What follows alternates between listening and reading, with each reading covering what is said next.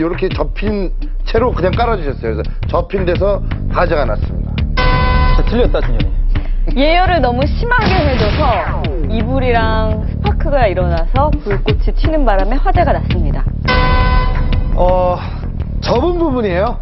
예, 접은 부 오랫동안 접어놨기 때문에 거기에 이게 전선이 조금 이게 어긋나 있고 합선이 되면서 스파크가 일어나고 스파크가 일어나기 더 좋게끔 뿌려줬어요. 물기를 또 제공을 해줬습니다. 하나만 해야지. 하나만 해요. 하나만요? 네. 접어놨어요. 접으면 섞어야 되겠어. 안 됩니다. 앞으로는 렛츠고 펴주세요.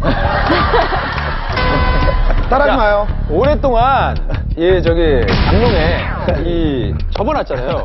여러 가지 눌리면서 그 안에 있는 그 전선들이 약간 좀 문제가 생긴 거죠. 브라브럼 생긴 겁니다. 예.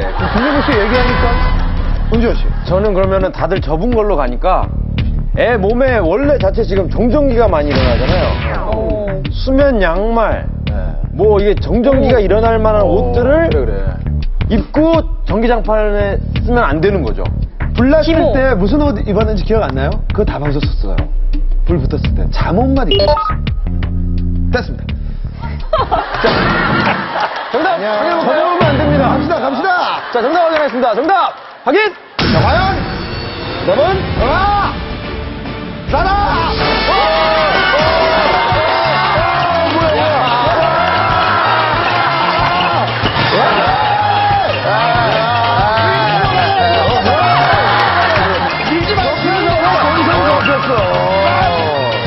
위기 탈출 넘버 1. 정답은 바로 전기장판을 접어서 보관하는 행동입니다.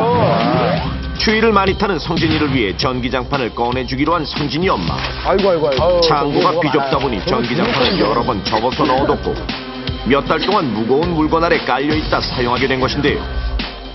하지만 전기장판이 여러 번 접히면서 열선이 끊어지는 등 문제가 생겼고 이를 모르고 전원을 연결하자 끊어진 부위가 과열되면서 순간 불길이 치솟게 된 것입니다.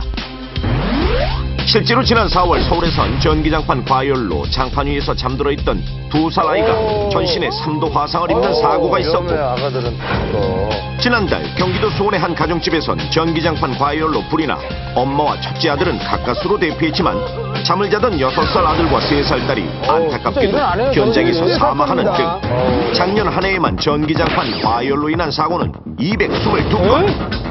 지난 3년 동안 이 사고로 무려 54명이 죽거나 크게 다치는 등 전기장판 과열로 인한 사고가 끊이지 않고 있습니다. 자고 있을 때 일어나요. 자, 그런데 겨울이면 교자 노릇을 톡톡히 하는 이 전기장판 때문에 이처럼 생명이 위협받을 수 있다는 사실 여러분은 알고 계셨습니까? 기본적으로 시중에 판매되는 전기장판의 최고 온도는 50도, 그 안에 들어가는 열선은 105도 이상 올라가지 못하게 설계되어 있습니다.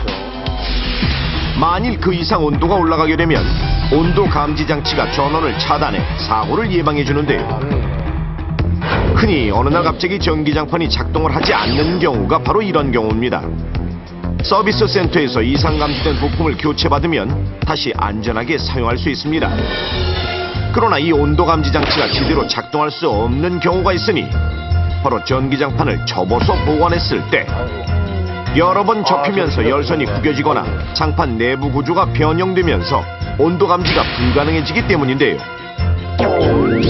자, 그렇다면 접어서 보관한 전기장판은 실제 어느 정도 위험한 걸까요?